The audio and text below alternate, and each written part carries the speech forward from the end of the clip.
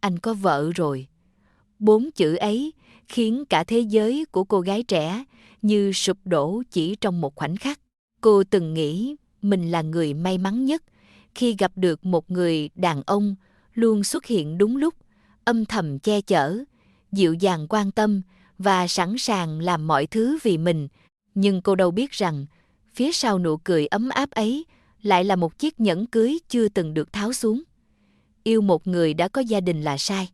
Cô biết, anh cũng biết, nhưng trái tim con người đôi khi lại không nghe theo lý trí. Cho đến ngày người vợ tìm đến, những bức ảnh bí mật lần lượt bị phơi bày, những cơn ghen bắt đầu bùng nổ, và cả ba người đều phải đứng trước lựa chọn đau đớn nhất của cuộc đời. Liệu tình yêu có thể chiến thắng tất cả, hay cái giá của một mối tình sai thời điểm sẽ là sự hối hận suốt cả đời? Chào mừng bạn đã quay trở lại với Góc của Út. Nếu yêu thích những câu chuyện ngôn tình đầy cảm xúc, những mối tình khiến người ta vừa xót xa vừa day dứt, đừng quên nhấn đăng ký kênh, bật chuông thông báo, thích và chia sẻ video để đồng hành cùng Út trong những câu chuyện tiếp theo nhé. Và bây giờ, chúng ta hãy cùng bước vào câu chuyện mang tên Lỡ yêu người đã có vợ, nơi tình yêu bắt đầu bằng một lần cứu giúp, nhưng lại phải trả giá bằng nước mắt, sự dằn vặt và những lựa chọn không ai mong muốn. Chương 1. Cuộc gặp gỡ định mệnh. Mưa đêm tháng 9 trút xuống thành phố như không có dấu hiệu dừng lại. Lâm An đứng nép dưới mái hiên của một cửa hàng tiện lợi, ôm chặt chiếc túi vải đã sờn quai. Đồng hồ trên điện thoại chỉ gần 11 giờ đêm. Cô vừa tan ca ở quán cà phê, còn một ca giao hàng lúc nửa đêm nữa mới đủ tiền đóng tiền thuê phòng. Chiếc điện thoại cũ rung lên. Màn hình hiện chữ mẹ. Tim cô chợt thắt lại. Bà rất hiếm khi gọi vào giờ này. Alo, mẹ ạ. Đầu dây bên kia không phải giọng mẹ, là người nhà của bà Nguyễn Thị Hạnh phải không? Bệnh nhân vừa ngất tại khu trọ. Chúng tôi đang đưa vào bệnh viện trung tâm. Lâm An đứng sững, chiếc túi trên tay rơi xuống nền gạch. Bác, Sĩ, mẹ tôi sao rồi? Chúng tôi chưa thể kết luận, cô đến ngay đi. Cả người cô run lên, không kịp nhặt đồ, cô lao ra đường giữa cơn mưa, dãy từng chiếc taxi nhưng đều kín khách. Cuối cùng, cô chạy gần 2 cây số mới bắt được một chiếc xe công nghệ. Suốt quãng đường, hai bàn tay cô siết chặt đến trắng bệch. Trong đầu chỉ còn một ý nghĩ, mẹ đừng có chuyện gì. Nhé mẹ. Phòng cấp cứu sáng rực ánh đèn, mùi thuốc sát trùng khiến người ta ngột ngạt. Lâm An vừa chạy tới đã thấy bác sĩ bước ra. Cô là người nhà của bà Nguyễn Thị Hạnh phải không? Vâng. Bệnh nhân bị suy thận mãn tính.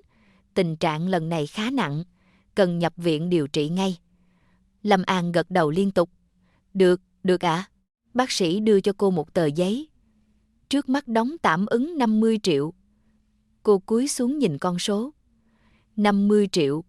Tai cô ù đi, trong tài khoản còn chưa đến 4 triệu. Tiền tiết kiệm suốt 3 năm qua đã dùng gần hết cho thuốc men. Cô mím môi. Bác sĩ, tôi có thể đóng trước một phần được không? Ông lắc đầu.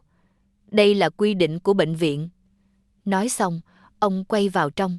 Lâm An đứng chết lặng. Đôi chân như mất hết sức lực. Cô ngồi phịch xuống chiếc ghế ngoài hành lang. Mưa vẫn gõ lột bột lên cửa kính. Bốn phía đều là tiếng người, nhưng cô lại cảm thấy cả thế giới chỉ còn lại mình. Đêm hôm đó, Lâm An gọi điện cho tất cả những người cô quen, bạn học cũ, đồng nghiệp, chủ nhà trọ, người họ hàng xa. Ai cũng có lý do. Anh cũng đang khó khăn. Chị mới mua nhà, em thông cảm nhé. Mấy chục triệu thì chị chịu. Đến cuộc gọi cuối cùng, cô nhìn danh bạ rất lâu. Là cậu ruột, người duy nhất còn là họ hàng. Chuông đổ rất lâu mới có người nghe. Chuyện gì? Cậu? Mẹ cháu nhập viện rồi. Thì sao? Cháu thiếu tiền. Đầu dây bên kia im lặng vài giây. Sau đó là tiếng cười nhạt. Năm xưa mẹ mày nhất quyết không chịu để căn nhà đó cho tao. Giờ hết tiền thì lại nhớ đến tao. Cậu, đừng gọi nữa. Tút. Cuộc gọi kết thúc. Lâm An buông điện thoại. Hai hàng nước mắt chảy xuống lúc nào cô cũng không biết. Gần 2 giờ sáng, cô ngồi co ro trước quầy thu ngân. Nhân viên bệnh viện nhắc lần thứ 3. Nếu không đóng viện phí, thì sáng mai phải làm thủ tục chuyển viện. Lâm An cúi đầu. Xin cho tôi thêm ít thời gian. Đúng lúc ấy, một người đàn ông mặc vest đen bước tới. Anh cao, dáng người thẳng như một cây tùng, khuôn mặt điềm tĩnh, đôi mắt sâu nhưng lạnh. Đi theo sau là 2 người trợ lý. Nhân viên bệnh viện lập tức cúi đầu. Chào anh Tần. Người đàn ông chỉ khẽ gật. Dường như anh vừa từ phòng VIP bước xuống. Lâm An không để ý. Cô vẫn cúi đầu nhìn tờ giấy báo viện phí. Bất ngờ, một tấm thẻ màu đen đặt lên quầy. Thanh toán toàn bộ. Giọng nói trầm thấp vang lên. Cô ngẩng phát đầu. Sao cơ? Nhân viên sửng sốt. Thưa anh, tính luôn chi phí điều trị. Vâng. Lâm An đứng bật dậy. Không được. Cô nhìn người đàn ông trước mặt. Tôi không quen anh. Anh chỉ bình thản đáp. Không sao, tôi không thể nhận. Tại sao? Cô nghẹn lại. Đó là số tiền quá lớn. Người đàn ông nhìn cô vài giây, rồi khẽ nói. Đôi khi một khoản tiền với người này là rất lớn, nhưng với người khác chỉ là một bữa tối. Lâm An sững người. Anh quay sang trợ lý. Làm thủ tục. Vâng, chưa đầy 5 phút. Toàn bộ viện phí đã được thanh toán. Lâm An vội chạy theo. Khi anh chuẩn bị rời đi. Xin anh đợi một chút. Người đàn ông dừng bước. Tôi sẽ trả. Bao lâu? Cô khựng lại. 1 năm, 2 năm, hay 5 năm? Lâm An cúi đầu. Tôi sẽ cố. Anh nhìn cô. Ánh mắt không có vẻ thương hại, chỉ rất bình tĩnh. Được, ngày nào trả được thì trả. Nhưng anh lấy trong ví một tấm danh thiếp. Đừng vì món nợ này mà bán rẻ bản thân. Câu nói ấy khiến cô ngẩn người. Anh đưa tấm danh thiếp cho cô. Nhưng đúng lúc ấy, một y tá chạy tới. Người nhà bệnh nhân Nguyễn Thị Hạnh. Lâm An hoảng hốt. Mẹ tôi. Cô quay đầu chạy theo. Khi quay lại, người đàn ông đã rời đi. Trên nền hành lang chỉ còn lại tấm danh thiếp bị gió thổi bay vào gầm ghế. Cô hoàn toàn không nhìn thấy. 3 ngày sau, mẹ cô qua cơn nguy kịch.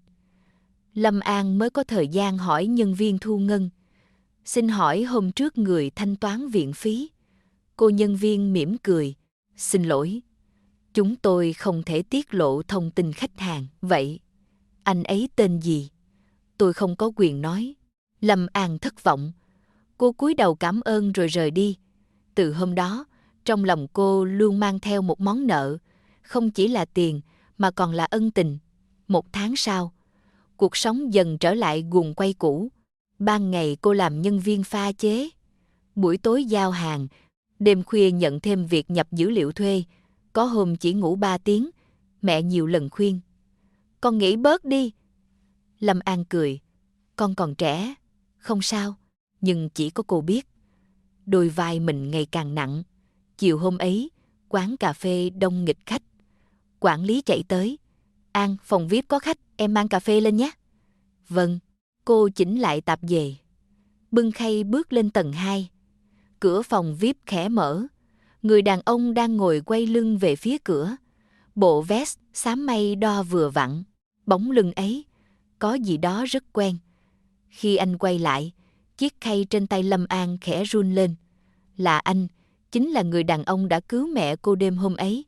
Ánh mắt hai người chạm nhau. Anh nhìn cô vài giây, rồi khẽ nhíu mày. Dường như anh hoàn toàn không nhớ cô là ai. Lâm An đứng lặng giữa căn phòng. Trái tim cô đập nhanh đến mức chính cô cũng nghe thấy. Cô không biết rằng cuộc gặp tưởng như tình cờ này sẽ kéo cả cuộc đời mình sang một ngã rẽ khác. Một ngã rẽ bắt đầu bằng lòng biết ơn, rồi dần biến thành thứ tình cảm mà cô sẽ phải trả giá bằng những tháng ngày đau đớn nhất của tuổi trẻ. Chương 2. Người đàn ông hoàn hảo Lâm An đứng chết lặng vài giây. Người đàn ông trước mặt vẫn bình thản lật tài liệu, dường như hoàn toàn không nhận ra Cô là cô gái đã khóc đến kiệt sức trong bệnh viện hơn 1 tháng trước. Cô hít sâu một hơi, cố giữ bình tĩnh.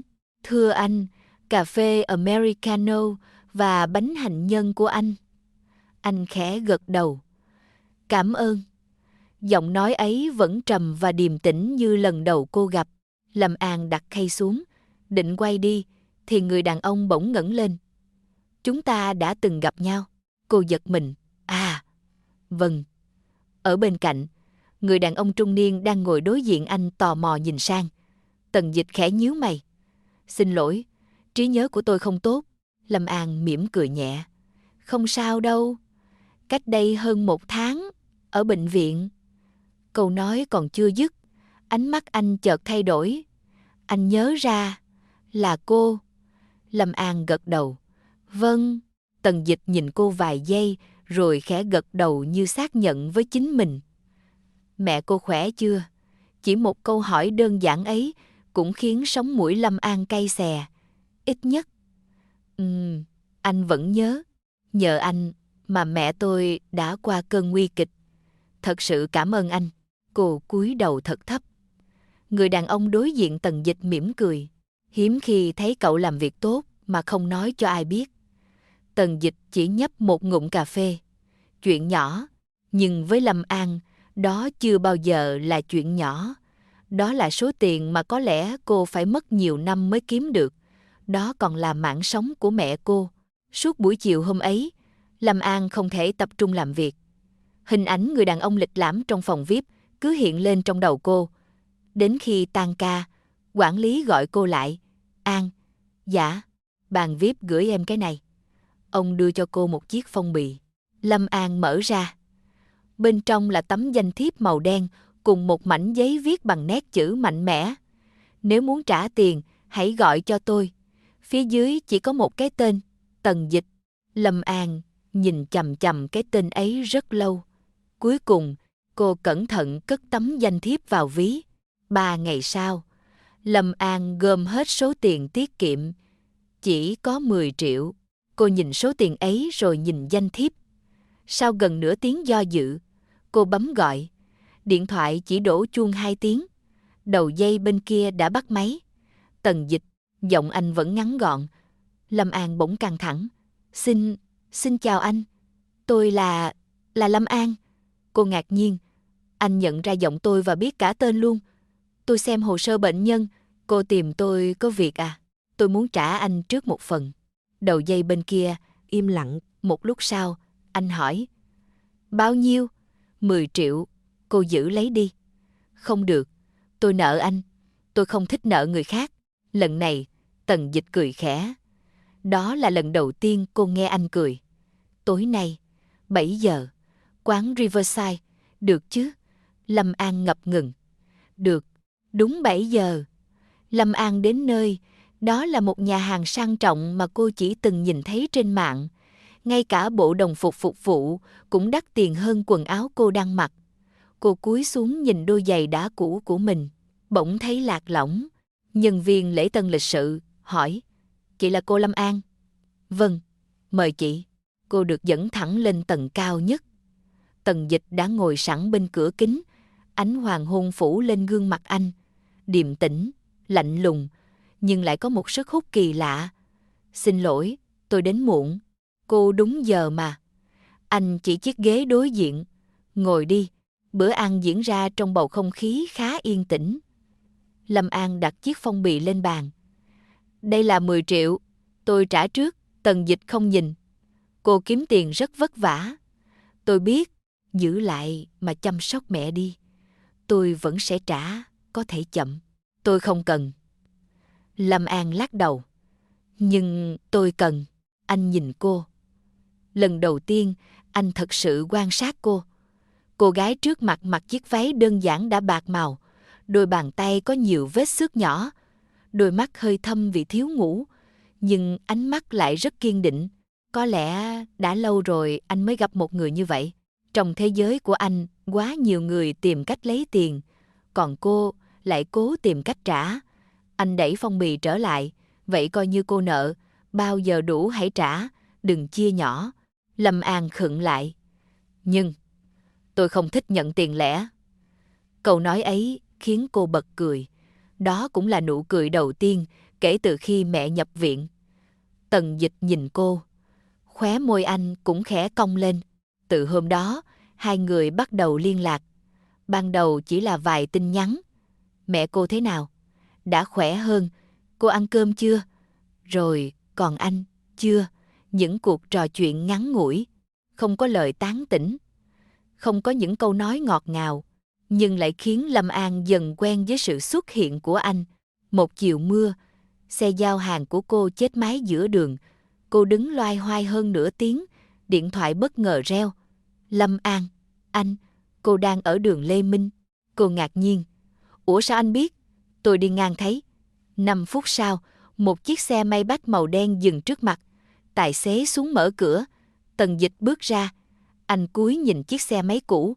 Hỏng rồi. Vâng. Để người của tôi sửa. Không cần. Để lát tôi mang đến tiệm quen. Tôi không thích người khác từ chối quá nhiều. Nói rồi, anh gọi điện. Chưa đầy 10 phút sau, đã có xe cứu hộ tới. Lâm An đứng nhìn mà không biết nói gì. Anh quay sang. Tôi đưa cô về. À, không. Mưa lớn. Cô sẽ bị ốm. Giọng anh vẫn bình thản. Nhưng không hiểu sao, cô không thể từ chối. Ngồi trong chiếc xe sang trọng, Lâm An cứ nhìn mưa ngoài cửa kính. Hai người không nói nhiều. Đến trước khu trọ, Tần Dịch nhìn dãy nhà cũ kỹ. Cô sống ở đây? Vâng. Anh khẽ gật đầu, không hỏi thêm, cũng không tỏ vẻ thương hại. Chính điều đó khiến Lâm An cảm thấy dễ chịu. Trước khi xuống xe, cô nhỏ giọng, cảm ơn anh. Anh chỉ đáp, nghỉ ngơi sớm. Những ngày sau đó, Tần Dịch vẫn thỉnh thoảng xuất hiện.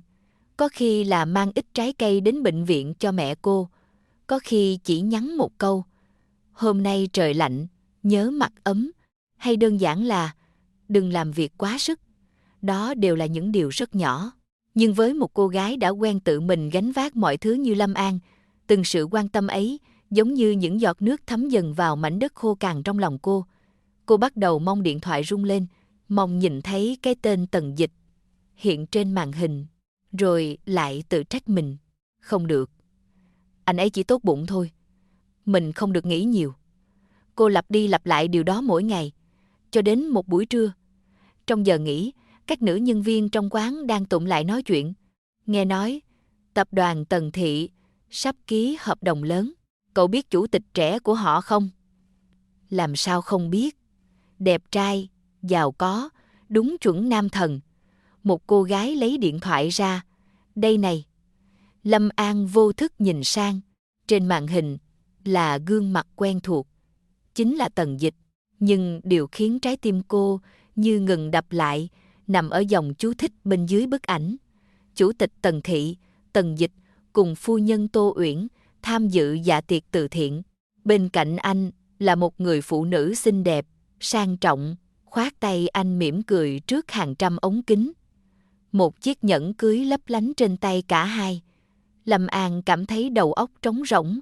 Cô nhìn bức ảnh rất lâu, rồi khẽ hỏi, giọng gần như không nghe thấy. Anh ấy có vợ rồi sao? Một đồng nghiệp đáp ngay. Có chứ, hai người cưới nhau mấy năm rồi, nghe nói rất xứng đôi. Lâm An đứng bất động, mọi âm thanh xung quanh dường như biến mất. Trong đầu cô chỉ còn lại hình ảnh người đàn ông vẫn mỗi ngày nhắn tin, hỏi cô đã ăn cơm chưa, và người phụ nữ đang mỉm cười đứng cạnh anh. Một cơn lạnh chạy dọc sống lưng. Lần đầu tiên, cô hiểu vì sao suốt thời gian qua, anh chưa từng nói với cô một lời nào về cuộc sống riêng của mình. Chương 3, biết sai vẫn không thể dừng lại. Chiều hôm ấy, Lâm An tan ca sớm hơn mọi ngày. Cô không về bệnh viện thăm mẹ như thường lệ, cũng không ghé cửa hàng tiện lợi mua đồ ăn. Cô chỉ lặng lẽ bước đi trên vỉa hè đông người, mặc cho dòng xe cộ hối hả lướt qua. Trong đầu cô chỉ có một câu hỏi. Tại sao anh chưa từng nói mình đã có vợ? Nếu hôm nay không vô tình nhìn thấy bài báo ấy, có lẽ cô vẫn sẽ ngây ngốc nghĩ rằng Tần Dịch là một người đàn ông độc thân, chỉ là bận rộn với công việc. Cô lấy điện thoại ra, khung chat của hai người vẫn còn đó. Tin nhắn cuối cùng được gửi cách đây hơn 1 giờ. Tần Dịch, hôm nay tan ca sớm chứ? Trời sắp mưa, nhớ mang ô. Lâm An nhìn dòng chữ ấy thật lâu. Bình thường, chỉ cần nhận được một tin nhắn như vậy, cô sẽ mỉm cười cả ngày. Nhưng hôm nay, nó giống như một nhát dao cứa vào lòng. Cô hít sâu, rồi bấm xóa toàn bộ cuộc trò chuyện. Sau đó, cô xóa luôn số điện thoại của anh. Đến đây là đủ rồi. Cô tự nhủ, đừng để mọi chuyện đi quá xa. Đêm đó Tần Dịch gọi. Điện thoại hiện lên một dãy số lạ. Lâm An biết là anh. Cô để mặc chuông reo đến khi tắt. 5 phút sau, chuông lại vang lên. Lần thứ 2, lần thứ 3. Cuối cùng, cô tắt máy. Cả căn phòng trọ chìm trong im lặng.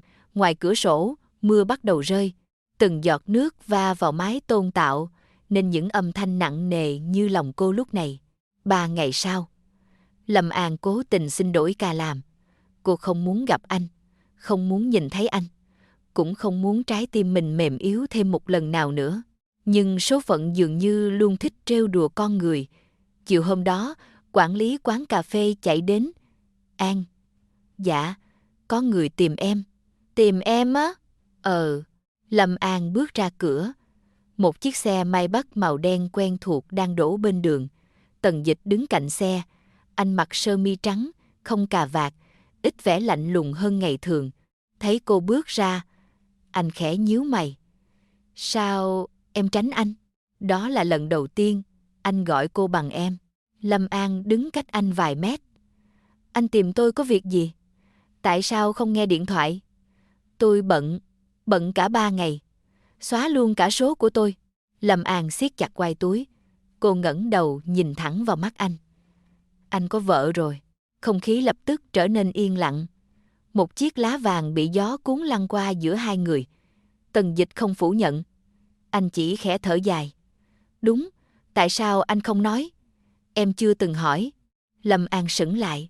Đúng thật, cô chưa từng hỏi. Nhưng điều đó không có nghĩa anh nên giấu. Tôi nghĩ. Cô cười nhạt. Tấm ít nhất, anh cũng nên nói. Tần Dịch nhìn cô rất lâu. Cuối cùng anh lên tiếng. Cho anh 10 phút, anh sẽ giải thích. Hai người ngồi trong một quán trà yên tĩnh.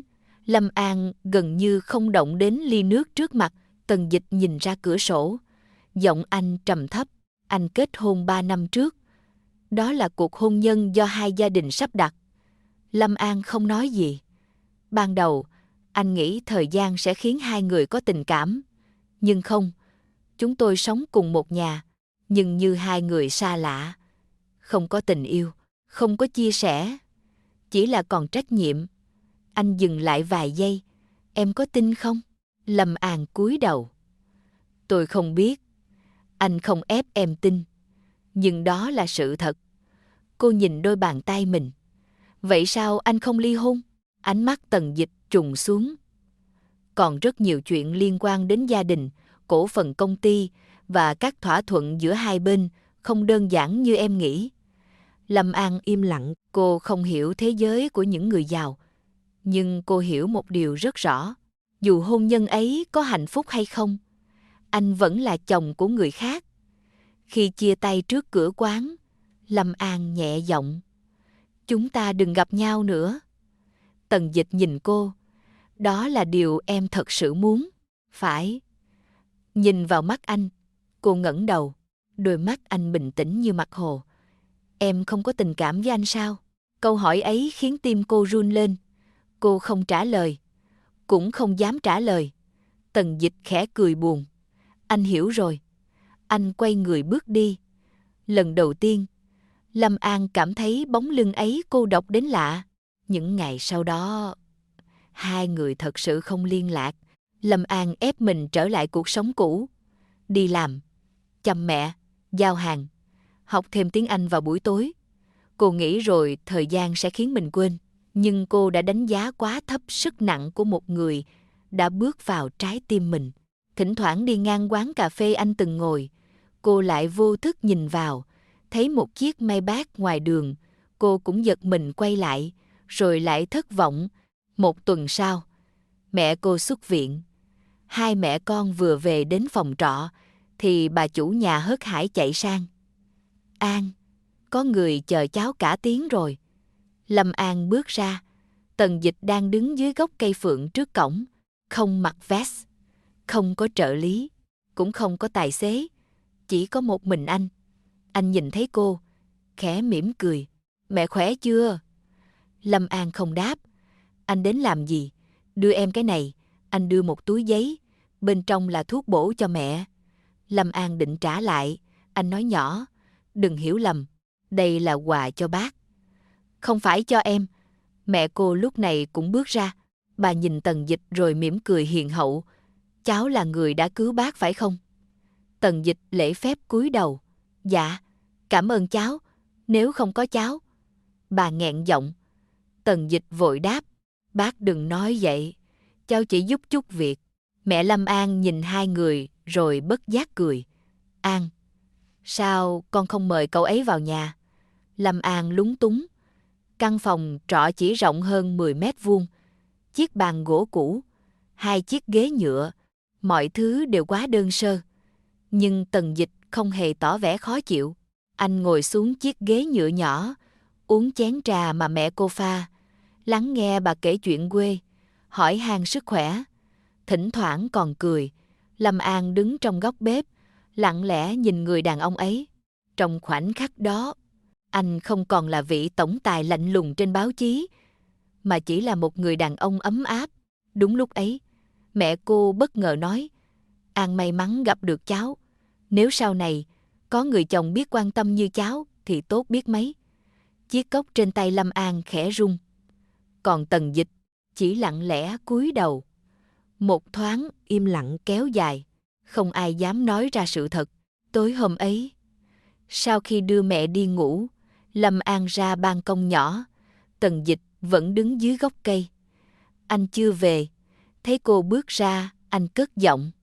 Anh biết, điều chúng ta đang làm là sai. Lâm An cắn môi.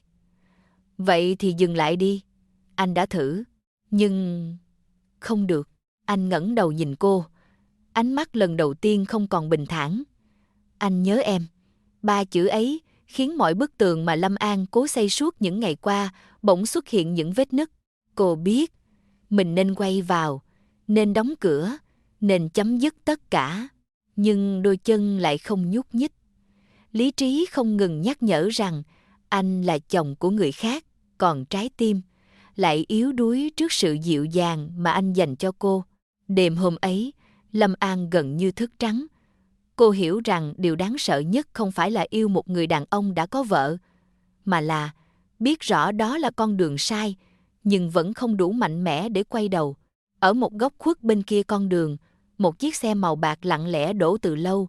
Một người đàn ông cầm máy ảnh hạ cửa kính xuống, ống kính hướng về phía ban công nơi Lâm An đang đứng. Tách, một bức ảnh được lưu lại. Rồi thêm một bức, và một bức nữa. Người đàn ông nhấc điện thoại, bấm gọi. Thưa bà, đã chụp được rồi. Đúng, quan hệ của họ không hề bình thường. Ở đầu dây bên kia, một giọng phụ nữ bình tĩnh vang lên. Tiếp tục theo dõi, đừng để họ phát hiện. Người đàn ông đáp ngắn gọn. Vâng, thưa phu nhân. Chương 4. Người vợ phát hiện buổi sáng đầu tuần. Tầng cao nhất của trụ sở tập đoàn Tần Thị vẫn nhộn nhịp như mọi ngày. Các thư ký tất bật chuẩn bị lịch họp, trợ lý liên tục ra vào phòng chủ tịch. Không ai biết rằng ở một nơi khác, một cơn bão đang âm thầm hình thành. Trong căn biệt thự rộng lớn nằm trên sườn đồi phía tây thành phố, Tô Uyển đặt tách trà xuống bàn. Đối diện cô là một chiếc phong bì màu vàng. Người đàn ông mặc vest đen cúi đầu. Thưa phu nhân, đây là toàn bộ tài liệu. Tô Uyển không vội mở. Cô chỉ hỏi, chắc chắn chứ? Vâng. Anh ấy không phát hiện? Không. Cô khẽ gật đầu. Được. Người đàn ông lặng lẽ lui ra. Căn phòng chỉ còn tiếng kim đồng hồ tích tắc. Tô Uyển hít một hơi thật sâu, rồi mở phong bì. Bức ảnh đầu tiên. Tần Dịch đứng trước khu trọ cũ kỹ, trên tay cầm túi thuốc. Bức thứ hai, anh ngồi trong căn phòng trọ chật hẹp, uống chén trà do mẹ Lâm An rót. Bức thứ ba, Anh ngẩng đầu nhìn lên ban công, còn Lâm An đứng phía trên, ánh mắt không rời khỏi anh. Đó không phải là những bức ảnh ôm hôn, cũng không có bất kỳ hành động thân mật nào. Nhưng chỉ cần nhìn ánh mắt của hai người, một người phụ nữ từng chung sống với Tần Dịch 3 năm như cô cũng đủ hiểu. Anh đã thay đổi. Tô Uyển ngồi lặng rất lâu. Cuối cùng, cô lấy điện thoại gọi cho thư ký riêng. 10 giờ, hủy cuộc hẹn với đối tác. Vâng, đặt giúp tôi một lịch hẹn ở quán cà phê Moon. Dạ, có chuyện gì sao, phu nhân? Không, tôi chỉ muốn gặp một người. Cùng lúc đó, tại quán cà phê nơi Lâm An làm việc, quản lý bất ngờ gọi cô vào văn phòng. An, dạ, có khách muốn gặp em. Ai vậy anh? Họ không nói, chỉ bảo muốn gặp riêng. Lâm An hơi ngạc nhiên. Ở đâu ạ? Quán Moon, 3 giờ chiều. Đúng 3 giờ. Lâm An bước vào quán. Đây là một quán cà phê sang trọng, yên tĩnh, khác hẳn nơi cô làm việc. Ở góc sát cửa sổ, một người phụ nữ mặc váy trắng đang ngồi. Mái tóc dài được búi gọn, trang điểm nhẹ, khí chất điềm đạm. Ngay cả cách cầm tách trà cũng toát lên vẻ thanh lịch. Khi nhìn thấy gương mặt ấy, Lâm An chợt khựng lại. Cô đã từng thấy trên báo. Tô Uyển, vợ của Tần Dịch, hai chân cô như nặng trĩu. Cô biết, khoảnh khắc này sớm muộn cũng sẽ đến. Tô Uyển đứng dậy trước. Chào em. Giọng cô rất nhẹ, không hề có vẻ tức giận. Lâm An khẽ cúi đầu. Chào chị, mời ngồi. Lâm An ngồi xuống, hai bàn tay đang chặt vào nhau dưới gầm bàn. Nhân viên mang trà lên. Không ai nói gì trong gần 1 phút. Cuối cùng, Tô Uyển mỉm cười. Em đừng căng thẳng, chị không đến để làm khó em. Lâm An ngước lên, ánh mắt người phụ nữ đối diện rất bình tĩnh, không hề có sự sắc bén như cô tưởng tượng. Chính điều đó lại khiến cô thấy áp lực hơn. Tô Uyển mở túi xách, lấy ra một bức ảnh. Đó là ảnh Lâm An và Tần Dịch đứng dưới cơn mưa. Anh đang che ô cho cô. Em có biết người trong ảnh là ai không? Lâm An cúi đầu. Có, anh ấy là chồng chị. Một câu nói rất nhẹ, nhưng khiến trái tim Lâm An như bị bóp nghẹt. Em biết. Biết từ khi nào? Từ hơn 1 tuần trước. Vậy tại sao vẫn gặp? Lâm An nghẹn lời. Cô muốn giải thích, muốn nói rằng cô đã cố tránh, muốn nói rằng cô chưa từng có ý định phá hoại gia đình ai. Nhưng tất cả những lời ấy đều trở nên vô nghĩa, bởi sự thật vẫn là sự thật. Cuối cùng, cô chỉ nói được một câu. Em xin lỗi. Tô Uyển nhìn cô rất lâu, rồi bất ngờ hỏi. Em bao nhiêu tuổi? 24, nhỏ hơn chị 4 tuổi. Cô mỉm cười nhạt. Hồi bằng tuổi em, chị cũng từng nghĩ chỉ cần yêu nhau là đủ. Lâm An ngẩng lên. Đó là lần đầu tiên cô nhìn thấy một tia buồn trong mắt người phụ nữ ấy. Nhưng hôn nhân, không đơn giản. Đặc biệt là trong những gia đình như nhà chị. Tô Uyển không khóc, không trách móc, không kể khổ. Cô chỉ bình thản như đang nói về một câu chuyện của người khác. 3 năm nay, chị và anh ấy đúng là không còn như trước. Chúng tôi cãi nhau, chiến tranh lạnh, mỗi người một phòng. Nhưng cô đặt bàn tay lên chiếc nhẫn cưới. Chị vẫn là vợ hợp pháp của anh ấy. Lâm An cắn chặt môi. Nước mắt bắt đầu lăn xuống. Em biết, em thật sự biết, em sẽ rời đi. Tô Uyển im lặng vài giây, rồi đưa cho cô một chiếc khăn giấy. Chị không ghét em. Lâm An sững người. Điều chị ghét là người đã để em rơi vào tình huống này. Lần đầu tiên trong cuộc gặp, giọng Tô Uyển có chút nghẹn. Nếu anh ấy nói rõ ngay từ đầu, nếu anh ấy giữ khoảng cách, thì sẽ không có hôm nay. Lâm An bật khóc. Xin lỗi. Đừng xin lỗi chị. Nếu muốn, hãy xin lỗi chính em. Còn trẻ như vậy, đừng vì một người đàn ông mà đánh mất tương lai. Cuộc nói chuyện kết thúc sau gần 1 giờ. Không có cái tát, không có ly nước hắt vào mặt, không có những lời sỉ nhục. Chỉ có hai người phụ nữ ngồi đối diện nhau. Một người mang danh vợ, một người vô tình bước vào cuộc hôn nhân của người khác. Cả hai đều đau, theo những cách khác nhau. Lâm An bước ra khỏi quán, bầu trời xám xịt. Cô vừa đi được vài bước thì điện thoại reo. Là Tần Dịch. Cô không bắt máy. Anh gọi tiếp. Lần thứ 2, lần thứ 3. Cuối cùng, cô nhắn một dòng. Đừng tìm em nữa. Chưa đầy 10 giây sau, điện thoại rung. Em đang ở đâu? Cô không trả lời. 1 phút sau, có phải Uyển đã gặp em? Lâm An nhìn dòng tin nhắn. Tim cô trùng xuống. Thì ra, anh đoán được. Chiều tối, Lâm An vừa về đến phòng trọ, thì trước cổng đã có một chiếc xe quen thuộc. Tần Dịch đứng dưới gốc cây. Gương mặt anh lần đầu tiên lộ rõ vẻ mệt mỏi. Anh bước nhanh đến. Cô ấy nói gì với em? Lâm An lùi lại một bước. Không liên quan đến anh. Anh hỏi. Không. Lâm An, đừng gọi tên em nữa. Câu nói ấy khiến Tần Dịch khựng lại. Em đã hứa sẽ không gặp anh nữa. Anh còn đến đây làm gì? Anh không muốn mất em. Lâm An bật cười, một nụ cười đầy chua chát. Mất? Anh đã từng có em sao? Anh có biết hôm nay chị ấy nói gì không? Tô Uyển không hề mắng em, không hề đánh em. Chị ấy còn đưa khăn giấy cho em, một người phụ nữ như vậy.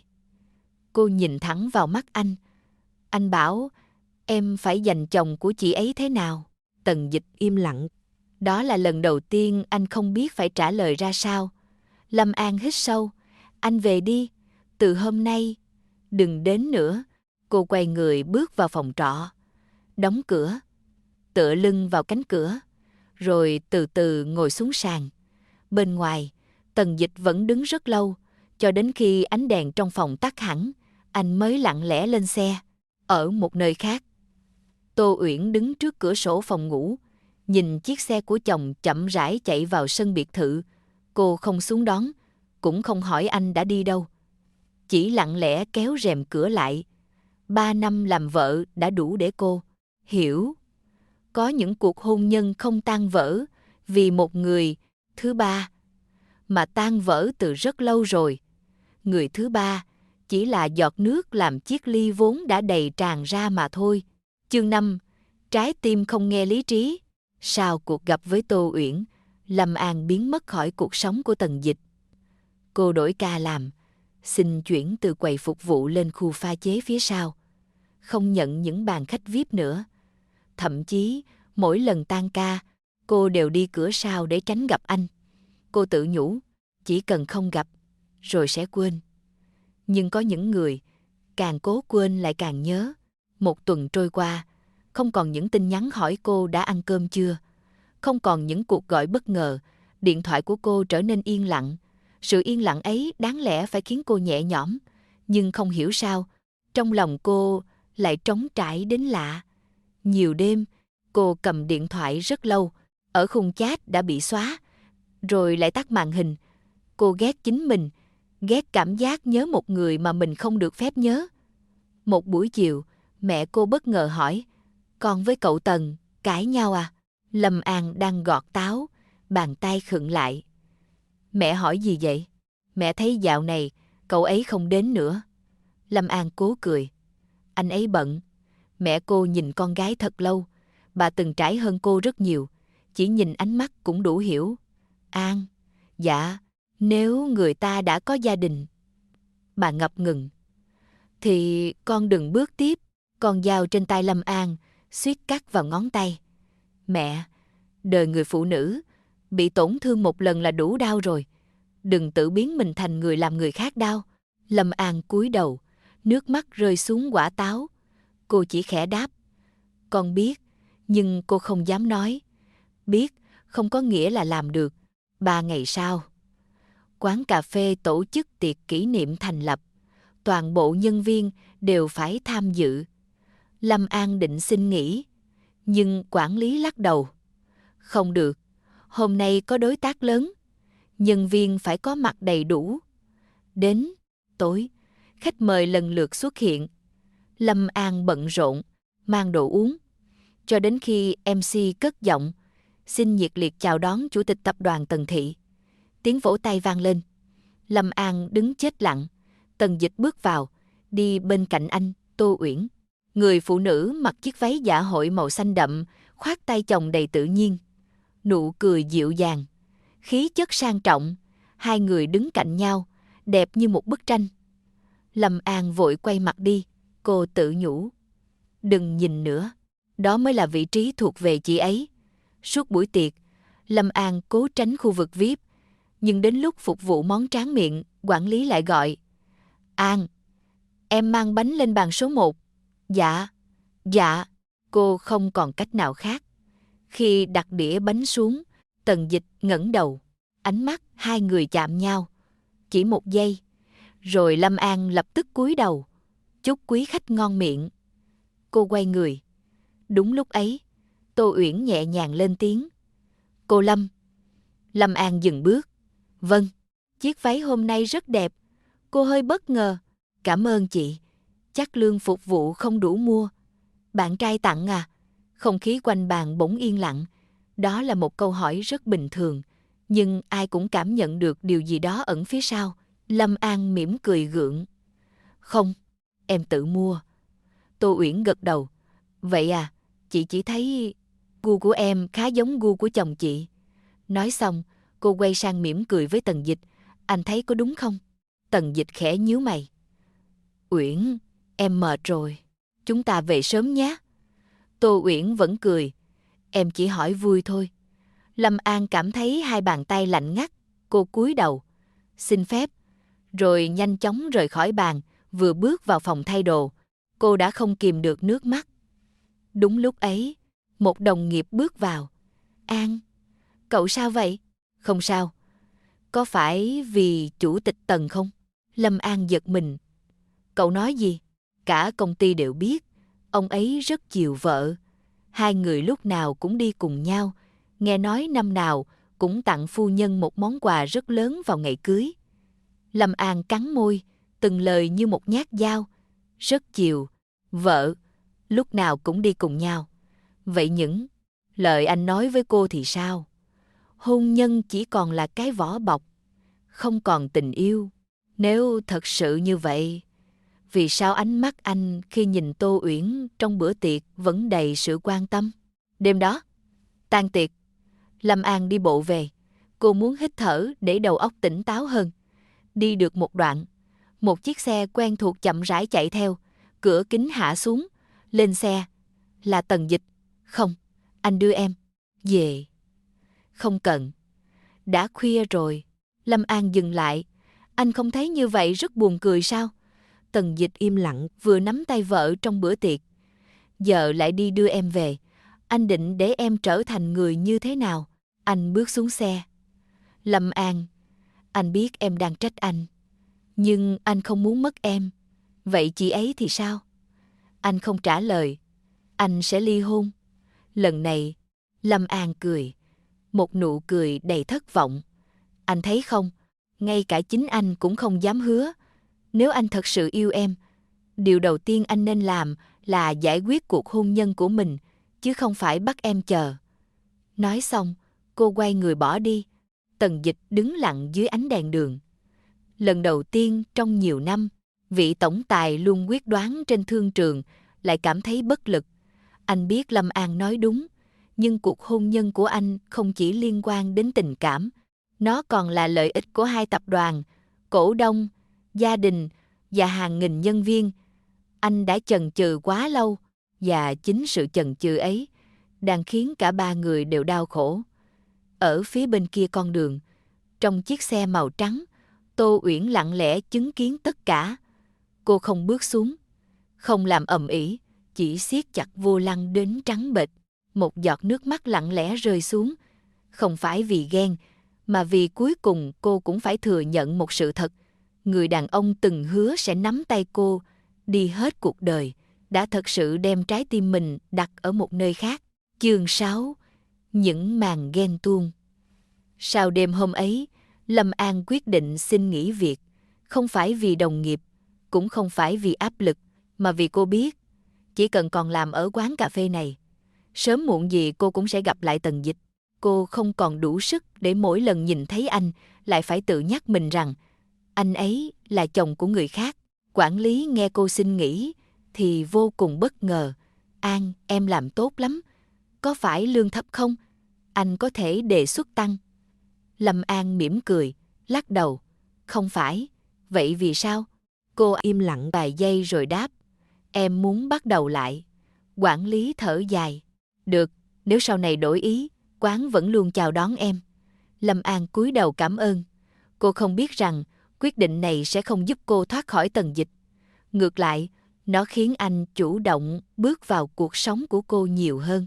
Một tuần sau, Lâm An tìm được công việc mới tại phòng chăm sóc khách hàng của một công ty thương mại. Lương khá hơn, có bảo hiểm, thời gian ổn định để chăm sóc mẹ. Cô tự nhủ, mọi chuyện rồi sẽ qua. Ngày đầu tiên đi làm, cô mặc chiếc sơ mi trắng đơn giản, buộc tóc gọn gàng. Đúng lúc bước ra khỏi khu trọ, một chiếc Maybach màu đen đã đổ sẵn trước cổng. Tần Dịch đứng cạnh xe, anh mặc áo sơ mi xanh nhạt, không đeo cà vạt, vẻ mặt có chút mệt mỏi. Lên xe, Lâm An khựng lại. Anh theo dõi em, anh chỉ biết hôm nay em đi làm. Đó là theo dõi. Anh hỏi quản lý cũ.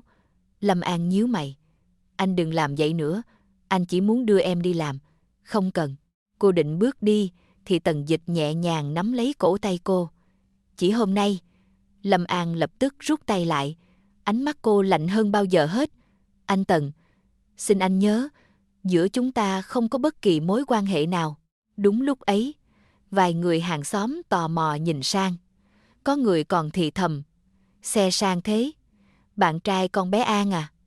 Lâm An đỏ bừng mặt. Tôi phải đi làm. Nói xong, cô nhanh chóng rời đi. Tần Dịch đứng nhìn theo. Không đuổi theo nữa. Nhưng ánh mắt anh chưa từng rời khỏi bóng lưng cô. Buổi chiều, Tô Uyển nhận được tin nhắn từ người theo dõi. Chủ tịch lại đến khu trọ của cô Lâm. Cô nhìn màn hình rất lâu, rồi tắt điện thoại. Thư ký riêng bước vào. Phu nhân, tối nay anh Tần có tiệc với đối tác. Tô Uyển gật đầu. Chuẩn bị váy cho tôi. Thư ký ngạc nhiên. Chủ tịch nói tối nay chỉ là tiệc xã giao. Vậy càng nên đi. Tối hôm ấy, buổi tiệc được tổ chức tại khách sạn 5 sao. Các doanh nhân và đối tác lần lượt đến. Khi Tần Dịch vừa bước vào, mọi người đều bất ngờ. Bởi bên cạnh anh là Tô Uyển. Cô khoát tay chồng, nở nụ cười dịu dàng như mọi năm. Một vị khách cười lớn. Hai vợ chồng vẫn đẹp đôi như ngày nào. Tô Uyển nhìn chồng. Cảm ơn. Rồi rất tự nhiên chỉnh lại cà vạt cho anh trước mặt mọi người. Động tác nhỏ ấy lập tức lọt vào ống kính của phóng viên. Ngày hôm sau, hàng loạt bài báo xuất hiện. Chủ tịch Tần Thị và phu nhân tình cảm trong tiệc tối. Cặp đôi quyền lực khiến nhiều người ngưỡng mộ. 3 năm hôn nhân vẫn ngọt ngào. Lâm An nhìn thấy những bài báo ấy trong giờ nghỉ trưa. Cô lặng lẽ tắt điện thoại.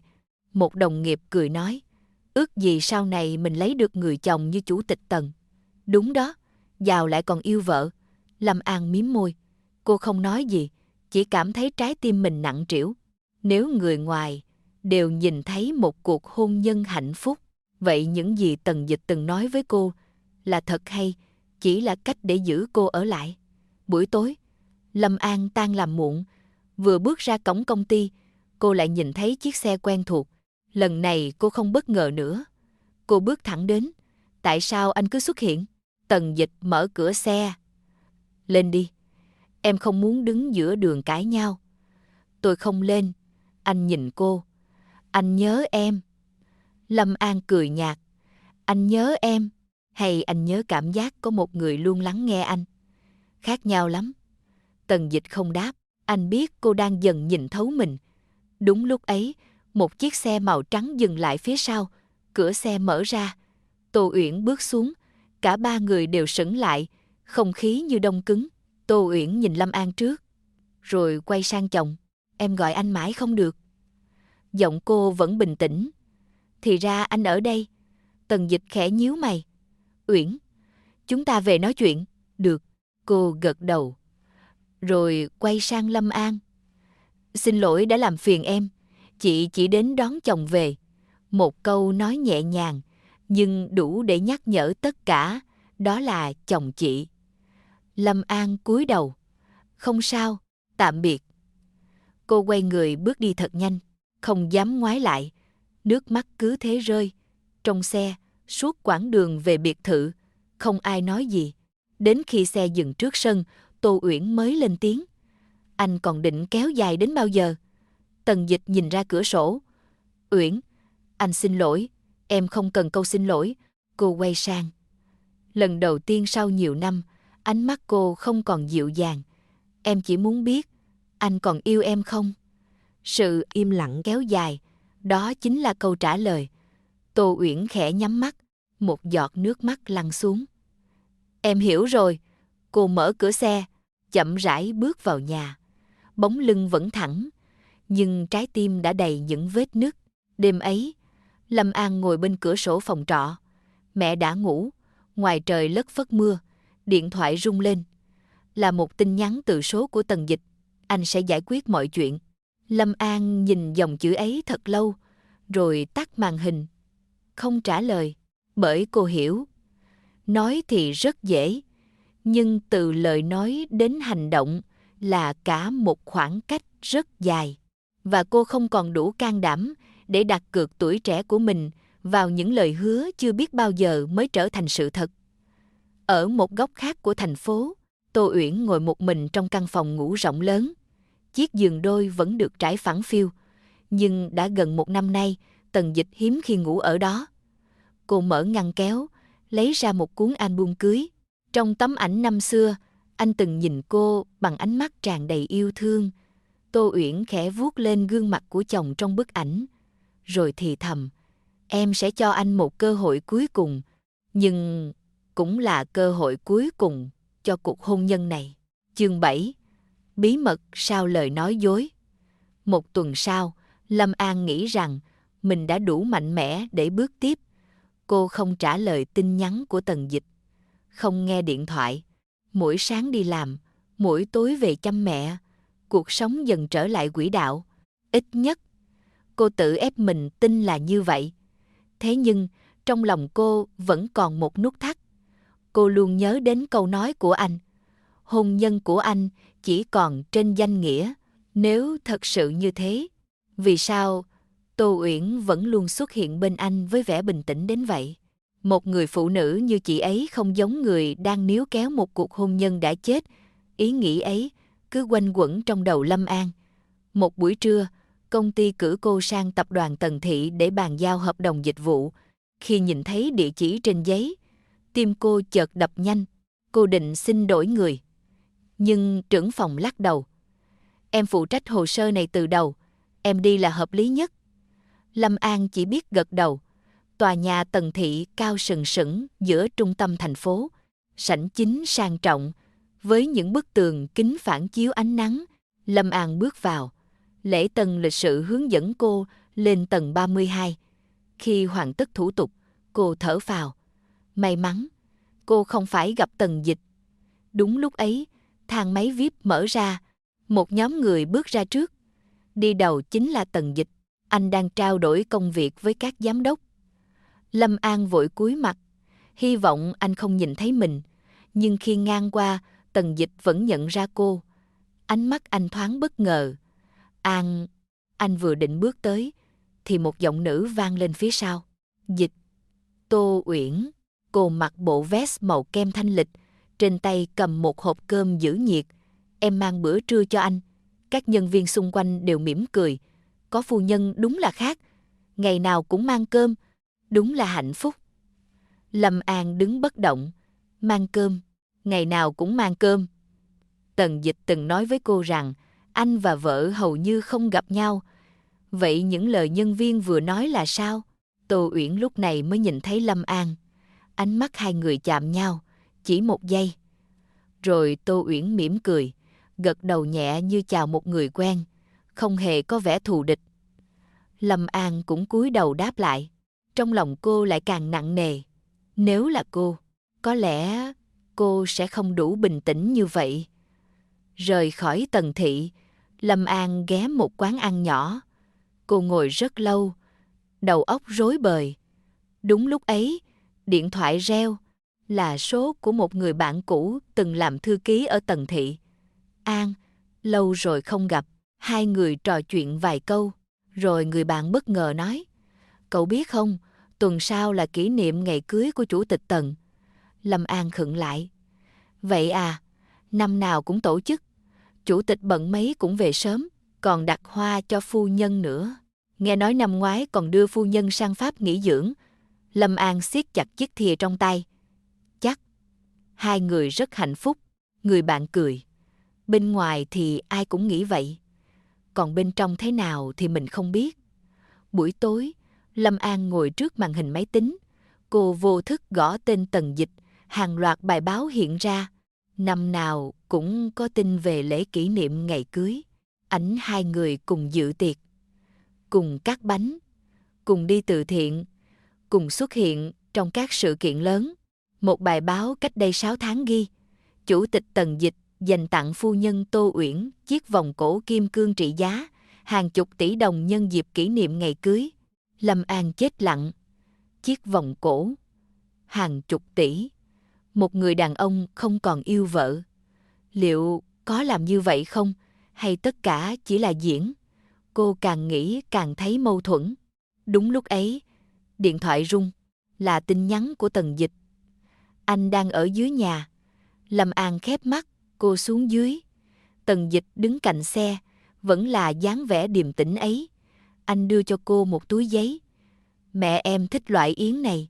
Lâm An không nhận. Anh biết tuần sau là ngày gì không? Tần Dịch hơi ngạc nhiên. Ngày gì? Ngày kỷ niệm cưới của anh. Anh im lặng. Em vừa xem ảnh. Anh tặng chị ấy vòng cổ. Đưa chị ấy đi nghỉ. Mỗi năm đều tổ chức. Đó là cuộc hôn nhân trên danh nghĩa mà anh nói sao? Tần Dịch khẽ nhíu mày. Đó là trách nhiệm. Lâm An bật cười. Lần đầu tiên cô cười lớn trước mặt anh. Nhưng tiếng cười ấy đầy chua chát. Trách nhiệm, anh biết không? Người nghèo như em không hiểu nổi. Em chỉ biết, một người đàn ông nếu không còn yêu, sẽ không nhớ ngày cưới, sẽ không chuẩn bị quà, sẽ không để vợ mang cơm mỗi ngày, sẽ không để người ngoài nhìn vào mà nghĩ họ hạnh phúc. Tần Dịch muốn giải thích.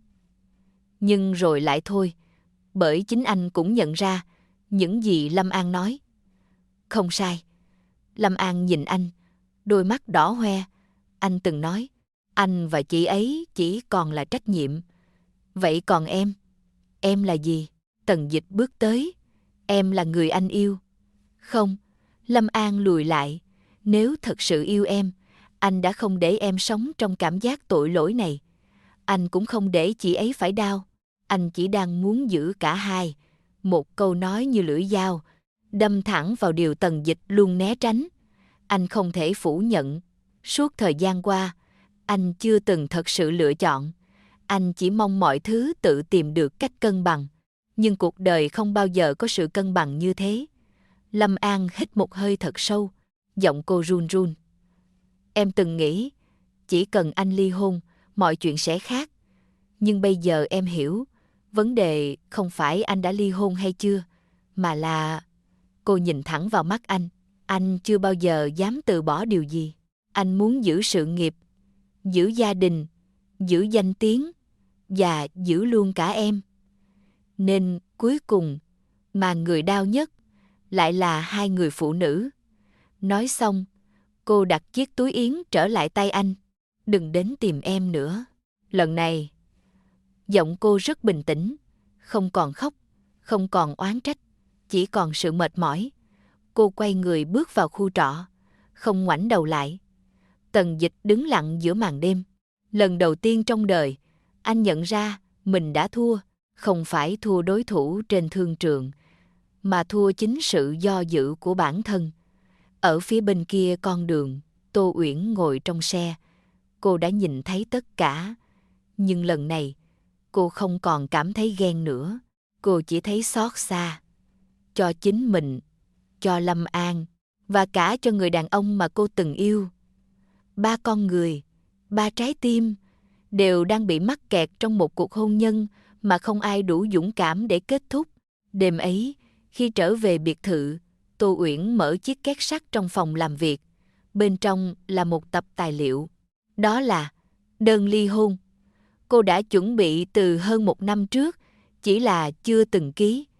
Tô Uyển cầm cây bút lên, nhìn thật lâu, rồi chậm rãi viết tên mình vào góc cuối tờ giấy. Một giọt nước mắt rơi xuống, thấm nhòe nét mực. Cuộc hôn nhân này có lẽ đã đến lúc phải thật sự khép lại. Chương 8. Người ra đi. Đêm hôm ấy, sau khi trở về phòng trọ, Lâm An gần như thức trắng. Cô ngồi trước cửa sổ đến khi trời hửng sáng. Bên ngoài, những tia nắng đầu tiên len qua tán cây. Một ngày mới bắt đầu. Nhưng trong lòng cô, dường như có một điều gì đó vừa kết thúc. Lần đầu tiên, kể từ khi gặp Tần Dịch, cô không còn tự hỏi anh có yêu mình hay không. Câu trả lời không còn quan trọng nữa. Dù anh có yêu cô thật lòng, thì tình yêu ấy vẫn được xây trên một cuộc hôn nhân chưa kết thúc. Và cô không muốn tiếp tục là người đứng giữa. Buổi sáng, Lâm An đến công ty sớm hơn mọi ngày. Cô gõ cửa phòng trưởng phòng, mời vào. Cô đặt một lá đơn lên bàn. Tôi xin nghỉ việc. Trưởng phòng ngạc nhiên. Em mới làm chưa đầy 2 tháng. Có công ty khác mời à? Lâm An lắc đầu. Em muốn về quê. Về quê? Vâng. Em muốn dành thời gian chăm sóc mẹ. Đó chỉ là một phần sự thật. Phần còn lại là cô muốn rời khỏi thành phố này. Rời khỏi nơi mà đi đâu cũng có bóng dáng của Tần Dịch. Buổi chiều, Lâm An về nhà. Mẹ cô đang tưới mấy chậu hoa nhỏ ngoài ban công. Thấy con gái, bà mỉm cười. Hôm nay về sớm vậy? Lâm An bước đến ôm mẹ từ phía sau. Bà hơi bất ngờ. Sao thế? Mẹ, hay mình về quê nhé? Bà quay lại. Con suy nghĩ kỹ chưa? Dạ, ở đó tuy không giàu, nhưng yên bình. Mẹ cô nhìn con gái rất lâu, rồi khẽ gật đầu. Nếu con thấy hạnh phúc, mẹ đi đâu cũng được. 2 ngày sau, Lâm An bắt đầu thu dọn đồ đạc. Căn phòng trọ vốn đã ít đồ, chỉ vài chiếc vali là đủ. Trong lúc xếp quần áo, một tấm danh thiếp màu đen rơi xuống, là tấm danh thiếp Tần Dịch đưa cô lần đầu gặp ở quán cà phê. Cô cầm lên, nhớ lại đêm mưa trong bệnh viện. Nếu ngày hôm ấy, anh không giúp cô, có lẽ cuộc đời cô đã rẽ sang một hướng khác. Lâm An mỉm cười buồn. Cảm ơn anh. Và tạm biệt. Cô xé tấm danh thiếp thành nhiều mảnh nhỏ, thả vào thùng rác. Cùng lúc ấy, trong phòng họp Tần thị, Tần Dịch đang chủ trì cuộc họp với các cổ đông. Điện thoại của anh rung liên tục. Là người của anh. Anh tắt. 5 phút sau, điện thoại lại rung. Anh khẽ cau mày. Xin lỗi. Anh bước ra ngoài. Đầu dây bên kia vang lên giọng gấp gáp. Thưa anh, cô Lâm đã nộp đơn nghỉ việc, bán lại hợp đồng thuê trọ, đặt vé tàu. Tần Dịch sững người. Đi đâu? Về quê. Khi nào? Sáng mai. Không đợi nghe hết, anh cúp máy. Quay vào phòng họp. Tạm dừng. Mọi việc giao lại cho phó chủ tịch. Các cổ đông ngơ ngác. Chủ tịch. Nhưng anh đã bước nhanh ra ngoài. Chiều muộn, Lâm An vừa khóa cửa phòng trọ thì một chiếc xe thắng gấp trước mặt. Tần Dịch bước xuống, hơi thở còn gấp. Có lẽ anh vừa chạy thẳng từ công ty đến. Em định đi thật sao? Lâm An bình tĩnh nhìn anh. Phải. Tại sao không nói với anh? Cô cười nhạt. Em đi đâu?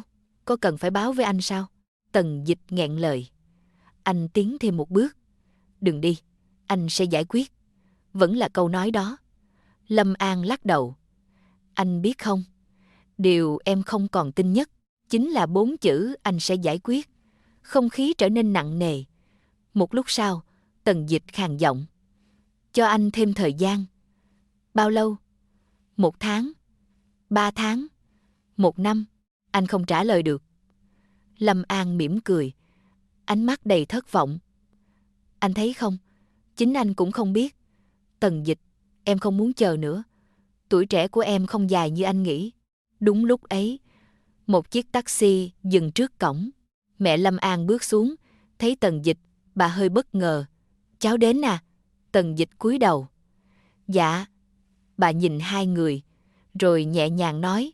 An, con vào trong lấy giúp mẹ túi thuốc. Lâm An hiểu, mẹ muốn nói chuyện riêng với anh. Cô lặng lẽ đi vào. Bà Hạnh nhìn Tần Dịch. Cháu yêu con bé phải không? Anh im lặng vài giây, rồi khẽ gật đầu. Dạ, vậy cháu có định cưới nó không? Có. Khi nào? Sự im lặng đã nói lên tất cả. Bà Hạnh khẽ thở dài.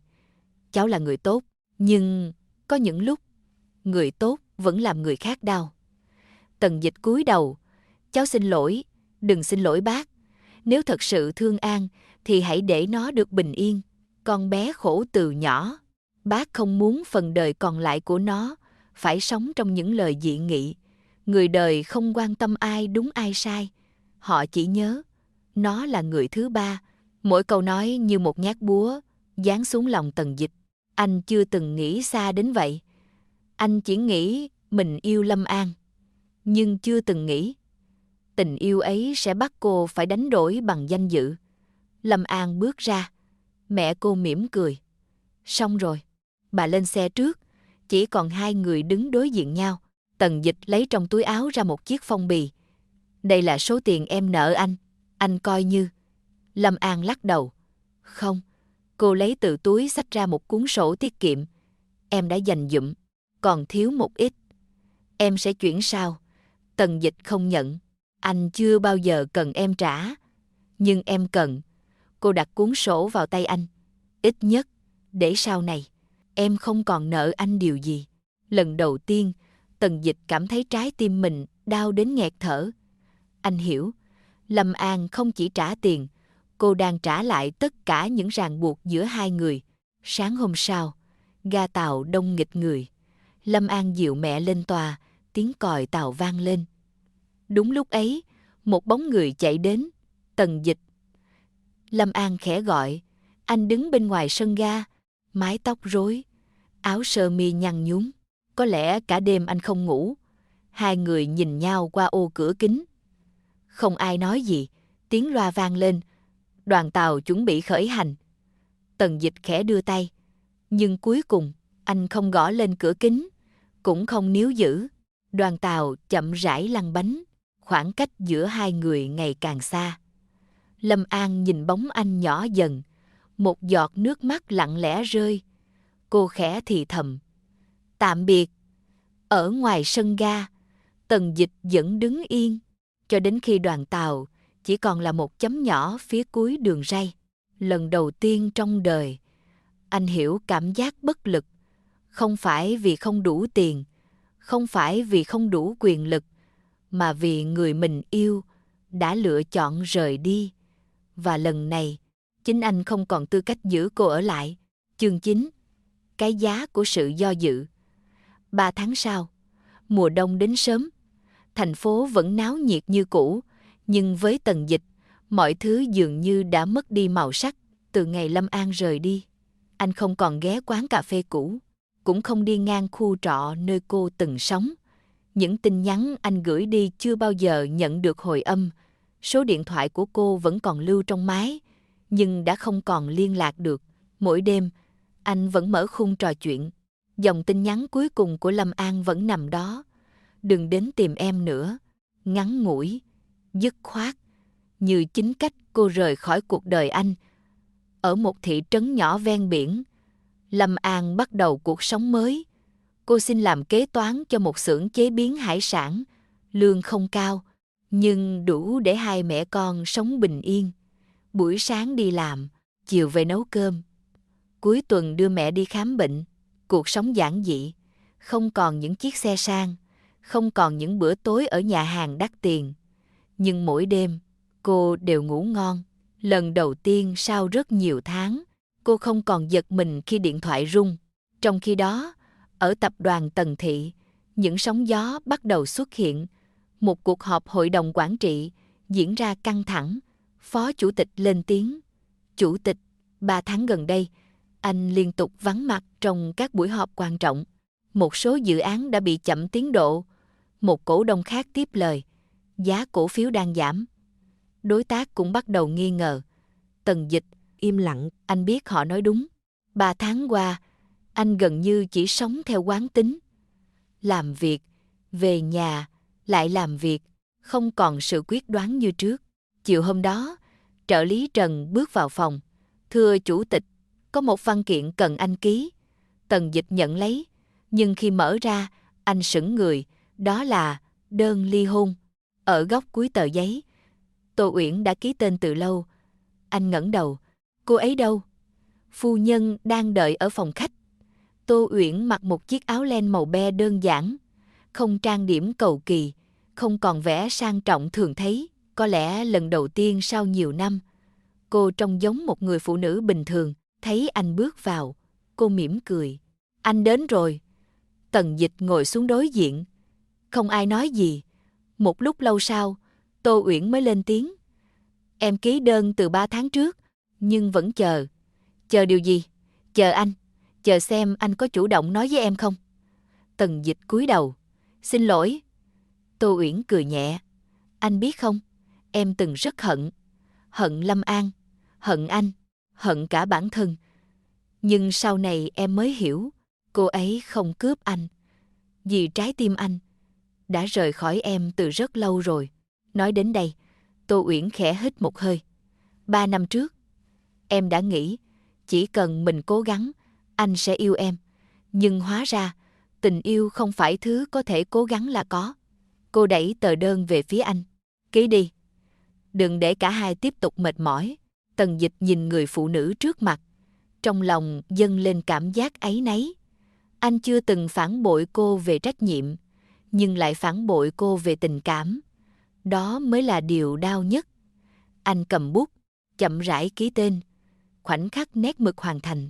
3 năm hôn nhân chính thức khép lại. Tô Uyển đứng dậy.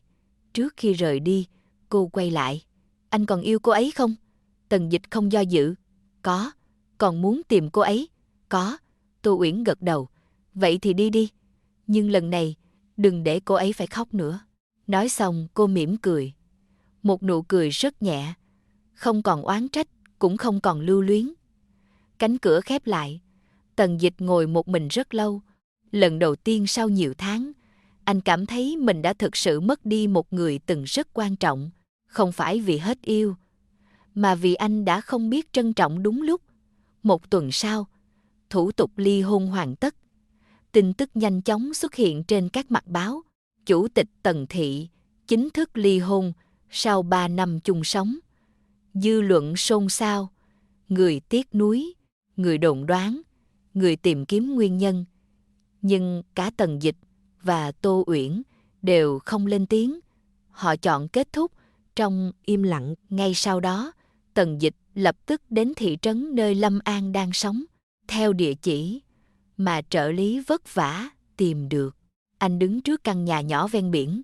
Cửa mở, một bà cụ bước ra. Cậu tìm ai? Cho cháu hỏi. Cô Lâm An. Bà Hạnh, bà cụ, nhìn anh rồi thở dài. Cháu đến muộn rồi. Tim Tần Dịch chợt thắt lại. Họ đi đâu? Con bé chuyển sang tỉnh khác gần 1 tháng rồi. Nói là tìm được công việc tốt hơn, không để lại địa chỉ nhờ tôi chăm mấy chậu hoa. Tần Dịch đứng lặng. Một cơn gió biển thổi qua, mang theo vị mặn chát. Anh cúi đầu, khẽ cười. Một nụ cười đầy bất lực. Lần này, đến cả cơ hội gặp mặt cũng không còn. Tối hôm ấy, anh ngồi một mình bên bờ biển. Lần đầu tiên sau rất nhiều năm, anh không nghĩ đến công việc, không nghĩ đến tiền bạc, chỉ nghĩ đến một cô gái từng cười rất dịu dàng khi cầm ly cà phê trên tay. Nếu ngày ấy, anh dứt khoát hơn. Nếu ngày ấy, anh thành thật ngay từ đầu. Nếu ngày ấy, anh không cố giữ tất cả, thì có lẽ hôm nay, mọi chuyện đã khác. Nhưng trên đời, thứ đắt giá nhất chính là 2 chữ giá như. Ở phía xa, sóng vẫn không ngừng vỗ vào bờ, rồi lặng lẽ rút đi.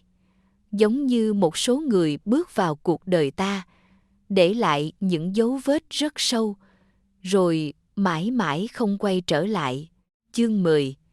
Hạnh phúc đến muộn. 2 năm sau, thành phố biển Nha Trang yên bình hơn rất nhiều so với nơi Lâm An từng sống. Sau nhiều lần chuyển chỗ ở, cuối cùng cô và mẹ dừng chân tại một thị trấn nhỏ ven biển. Mẹ cô mở một quán ăn gia đình, còn Lâm An làm kế toán cho một công ty du lịch địa phương. cuộc sống không giàu có, nhưng bình yên. Điều quý giá nhất là mỗi sáng thức dậy, cô không còn phải giằng xé giữa lý trí và tình cảm. Vết thương trong lòng cũng dần khép miệng theo năm tháng, chỉ còn lại một vết sẹo rất nhỏ, đủ để nhắc cô nhớ rằng có những người từng đi ngang đời mình, nhưng không phải để cùng mình đi hết con đường. Ở một nơi khác, Tần Dịch vẫn điều hành tập đoàn Tần Thị. Sau cuộc ly hôn, anh gần như chỉ sống cho công việc. Anh từ chối mọi lời giới thiệu, mai mối. Báo chí nhiều lần đưa tin về những nữ doanh nhân, minh tinh muốn tiếp cận anh, nhưng chưa từng có ai ở lại bên cạnh. Trong ví của anh vẫn còn một tấm ảnh cũ. Đó là tấm ảnh chụp Lâm An đang cười trong quán cà phê, là bức ảnh duy nhất anh còn giữ. Một buổi chiều đầu hạ, tập đoàn Tần Thị tổ chức chương trình tài trợ học bổng cho học sinh nghèo tại một tỉnh ven biển. Theo lịch trình, Tần Dịch sẽ đích thân tham dự. Buổi lễ diễn ra tại trung tâm văn hóa thị trấn. Sau khi phát biểu xong, anh cùng đoàn công tác đi tham quan khu chợ địa phương, con phố nhỏ đông đúc, mùi hải sản, mùi bánh nướng hòa vào nhau, tiếng trẻ con cười đùa khắp nơi. Đang đi, Tần Dịch bỗng khựng lại. Ở phía trước, một cô gái đang giúp một bà cụ nhặt những quả cam vừa rơi xuống đường. Mái tóc dài buộc gọn, chiếc váy màu xanh nhạt, nụ cười vẫn dịu dàng như ngày nào. Anh gần như không tin vào mắt mình. Lâm An cũng ngẩng lên. Hai người đứng cách nhau chỉ vài mét. Sau 2 năm, không một lời nhắn, không một cuộc gọi. Không ai nghĩ sẽ gặp lại theo cách này. Thời gian dường như ngừng trôi. Một lúc lâu sau, Lâm An mới mỉm cười. Đã lâu không gặp. Tần Dịch khẽ gật đầu. Đã lâu. Không còn những giọt nước mắt, không còn những lời trách móc. Hai người bình tĩnh như hai người bạn cũ. Anh đề nghị. Có thể nói chuyện một lát không? Lâm An nhìn đồng hồ, rồi gật đầu. Được. Họ ngồi ở quán nước ven biển. Gió thổi rất nhẹ, không ai vội vàng mở lời. Cuối cùng Tần Dịch nói trước. Anh ly hôn rồi. Lâm An khẽ gật đầu. Em biết, báo chí đăng rất nhiều. Anh cười buồn. Anh đã tìm em rất nhiều nơi, nhưng không gặp. Lâm An nhìn ra biển. Em biết, làm sao em biết, có vài lần, em nhìn thấy anh từ xa. Tần Dịch sững người. Hôm đó ở thị trấn, anh đứng trước căn nhà cũ, em ở phía sau con hẻm, em không ra. Vì sao? Lâm An mỉm cười. Bởi lúc đó, anh vừa ly hôn. Nếu em gặp anh, người ta sẽ nói, cuối cùng người thứ ba cũng thắng. Em không muốn như vậy. Tần Dịch cúi đầu. Anh hiểu, 2 năm trước, cô đã rời đi để giữ lại lòng tự trọng. 2 năm sau, cô vẫn muốn giữ nó. Xin lỗi, anh khẽ nói. Lời xin lỗi này đến quá muộn. Lâm An lắc đầu. Không, đến đúng lúc. Anh ngước lên. Em đã tha thứ cho anh. Không phải vì anh, mà vì em. Nếu cứ ôm mãi oán giận, người mệt nhất vẫn là em. Hai người cùng nhìn ra biển. Một khoảng lặng rất dài. Rồi Tần Dịch lấy từ túi áo ra một chiếc hộp nhỏ. Anh mở ra. Bên trong là chiếc vòng cổ. Chính là chiếc vòng anh từng chuẩn bị từ nhiều năm trước, nhưng chưa bao giờ có cơ hội trao cho cô. Anh giữ nó suốt 2 năm. Nếu hôm nay em vẫn không muốn nhận, anh sẽ không ép. Lâm An nhìn chiếc hộp, rồi nhẹ nhàng khép nắp lại. Em không cần món quà đó. Tần Dịch khẽ gật đầu. Anh hiểu. Cô nhìn anh, nhẹ nhàng nói tiếp. Nhưng em có thể cho anh một cơ hội. Anh ngẩng phát đầu. Không phải vì em còn yêu anh, mà vì lần này anh đến với em khi anh đã thật sự tự do. Nếu bắt đầu, thì chúng ta sẽ bắt đầu như hai người độc thân, không nợ ai, không làm ai tổn thương. Khóe mắt Tần Dịch đỏ lên. Lần đầu tiên sau rất nhiều năm, anh mỉm cười nhẹ nhõm. 3 tháng sau, Tần Dịch thường xuyên bay đến thị trấn ven biển. Không còn xe sang nối đuôi, không còn vệ sĩ. Anh tự lái chiếc xe bình thường, cùng Lâm An đi chợ, nấu cơm với mẹ cô. đưa bà đi khám bệnh, những việc rất bình dị. Nhưng lại là khoảng thời gian hạnh phúc nhất cuộc đời anh. Anh không còn là vị tổng tài, được hàng nghìn người kính nể. Chỉ là một người đàn ông, đang học cách yêu đúng. 1 năm sau, trong khu vườn nhỏ, trước quán ăn của mẹ Lâm An, một lễ cưới giản dị được tổ chức, không xa hoa, không truyền thông, không phóng viên, khách mời chỉ là người thân và vài người bạn thân thiết. Khi cha xứ hỏi, anh có nguyện ý ở bên cô ấy suốt đời không? Tần Dịch mỉm cười. Tôi nguyện ý. Đến lượt Lâm An. Cô nhìn người đàn ông trước mặt, đôi mắt anh vẫn như ngày đầu gặp. Nhưng lần này, trong đó không còn sự do dự, chỉ còn sự kiên định. Cô mỉm cười. Em nguyện ý. Tiếng vỗ tay vang lên. Mẹ Lâm An lặng lẽ lau nước mắt. Ở hàng ghế phía sau, một người phụ nữ mặc váy màu kem cũng mỉm cười. Đó là Tô Uyển. Cô nhận được thiệp cưới từ chính Tần Dịch. Sau một thoáng do dự, cô vẫn đến. Không phải để tiếc nuối, mà để chúc phúc.